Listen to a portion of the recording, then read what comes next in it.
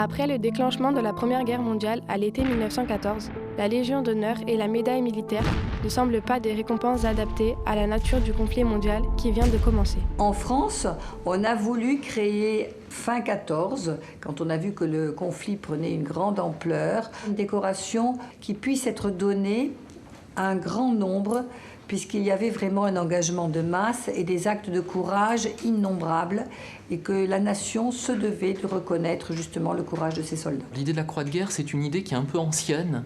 Avant la Première Guerre mondiale, on a eu l'idée de créer un ordre de la valeur militaire pour récompenser des soldats qui s'étaient distingués, et puis le projet de loi n'a pas abouti.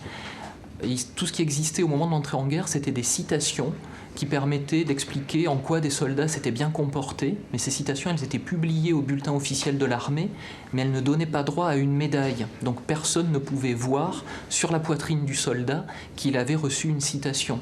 L'idée de la croix de guerre, c'est de transformer les citations en une décoration qu'on peut remettre au soldat et que le soldat peut porter sur son uniforme. À la fin de 1914, le général Boel et l'écrivain Maurice Barrès élaborent un projet qui est déposé à l'Assemblée nationale le 23 décembre 1914 par le député Georges Bonnefou.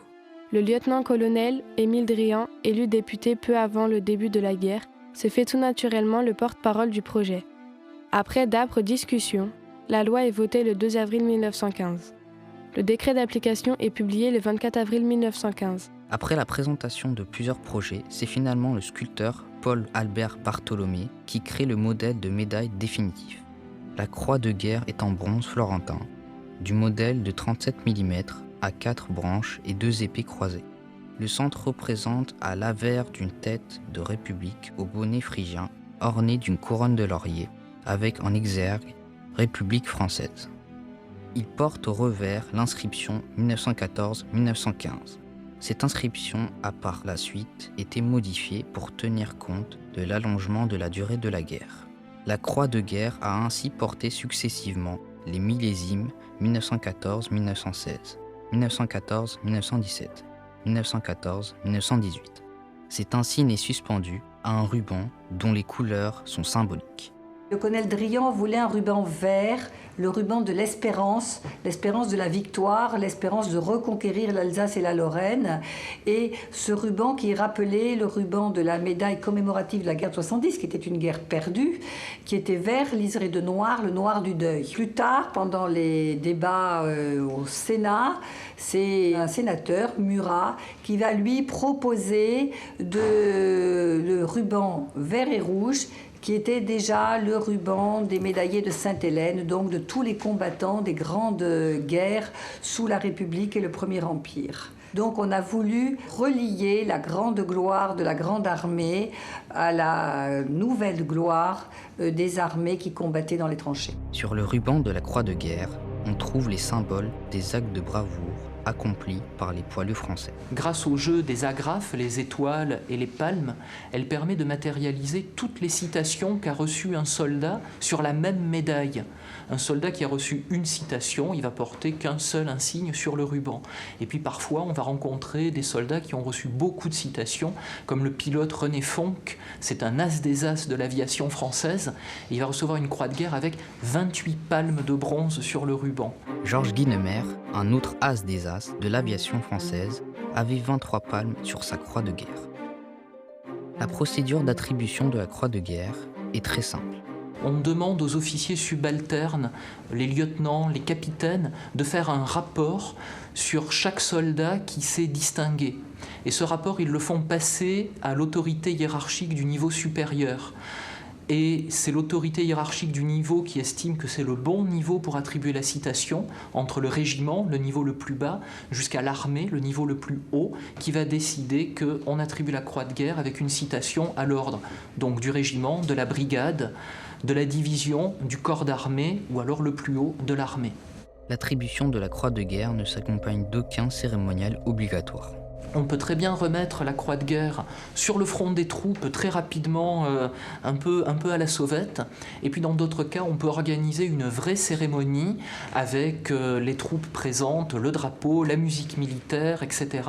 Mais en fait, aucun cérémonial n'est prévu, donc ça laisse beaucoup de liberté pour la remise de la décoration. C'est le décret du 23 avril 1915 qui détermine les personnes qui peuvent être décorées. Par ce décret d'avril 1915, on prévoit que tout le monde peut recevoir la croix de guerre.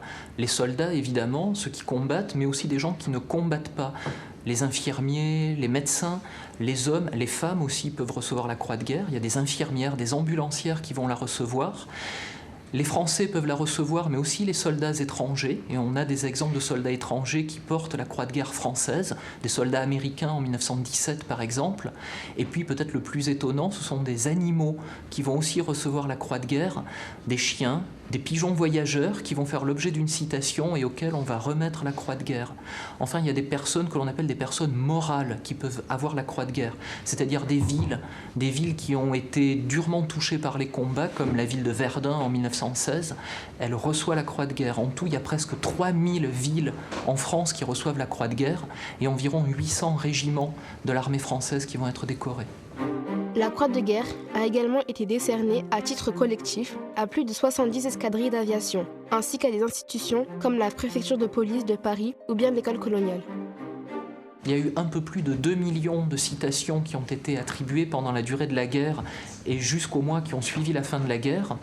Et en tout, on estime qu'il y a eu 1 200 000 croix de guerre de décernées, ce qui veut dire que certains combattants ont reçu plusieurs citations leur donnant droit à la croix de guerre.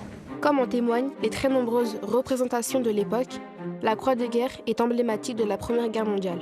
Elle est devenue un des symboles des poilus français pour qui elle avait une grande valeur. Cette décoration, elle est porteuse de valeurs. On imagine tout de suite que le soldat qui a reçu la croix de guerre, c'est un soldat courageux, valeureux. Donc en fait, on veut en faire le symbole même des combattants français. C'est pour ça d'ailleurs qu'on va la reprendre dans beaucoup d'objets ou dans beaucoup de lieux, sur les monuments aux morts par exemple. On va reproduire la croix de guerre pour dire que ces soldats qui sont morts, ils sont morts courageusement en se battant pour la France. Dans les familles et la société française de l'époque, la croix de guerre revêtait une grande importance. Le coffret des frères Peignot, qui est à côté de moi, effectivement au centre de cette salle, donc au cœur du musée, est une œuvre particulièrement émouvante parce que c'est un peu un monument aux morts familiales. Les frères Peignot étaient 5, il y en a un qui était mort juste avant la guerre. Les 4 autres vont périr en 22 mois. Leur sœur, Jeanne Tulleux, a voulu faire réaliser ce petit monument familial pour commémorer leur mémoire.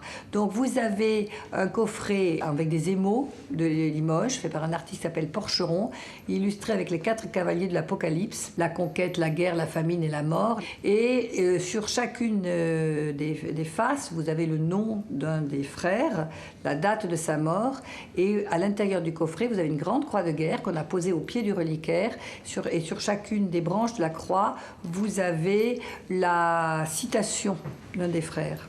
Il y a plein d'objets qui ont été faits avec l'image de la croix de guerre ou qui ont servi à véhiculer cette image.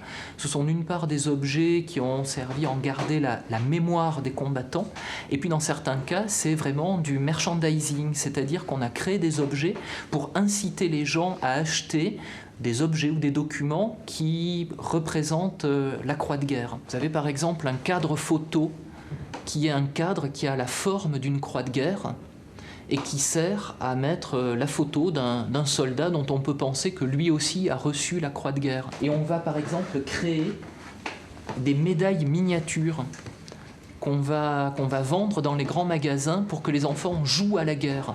Mais pour jouer à la guerre, eh bien, on va leur créer des panoplies avec ici une croix de guerre jouée, parce que le petit garçon qui joue au soldat, ben, il veut faire comme son père, comme son grand frère, comme son oncle. Il veut être un soldat courageux, valeureux. Toujours pour les enfants, on a une carte postale où on voit une petite fille qui est en admiration devant un petit garçon qui porte la croix de guerre devant un soleil rayonnant, hein, c'est vraiment le symbole de la gloire. Là, on a une croix de guerre très romantique avec un dessin au centre. Dans un cœur, on a le portrait d'une jeune femme dont on peut penser que c'est la fiancée du soldat qui est au front.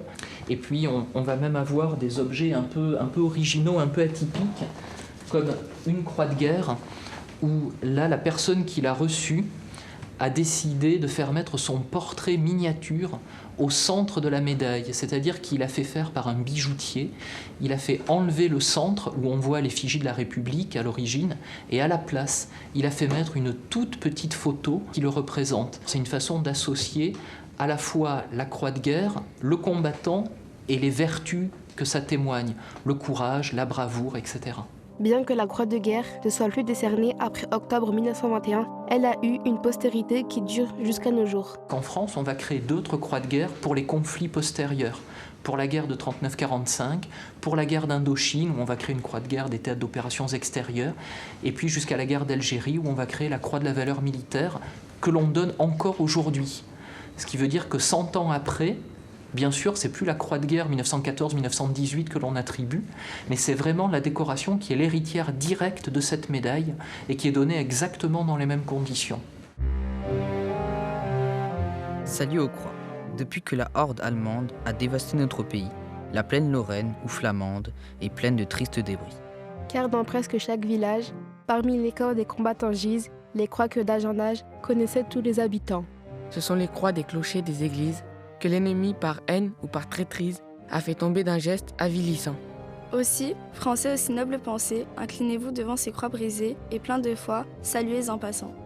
Quand on fait un pèlerinage au lieu témoin des durs combats, on rencontre sur son passage de longs tertres fleuris et bas, sur lesquels des branches croisées forment de primitives croix où des lettres presque effacées nomment des héros des exploits. Ce sont les croix disant que sous les herbes, on a couché tous les soldats superbes qui pour la France ont donné tout leur sang.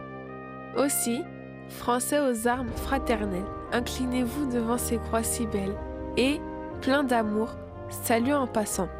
Maintenant, dans toute la France, on rencontre d'anciens poilus, dont le corps connut la souffrance et qui sont blessés ou perdus.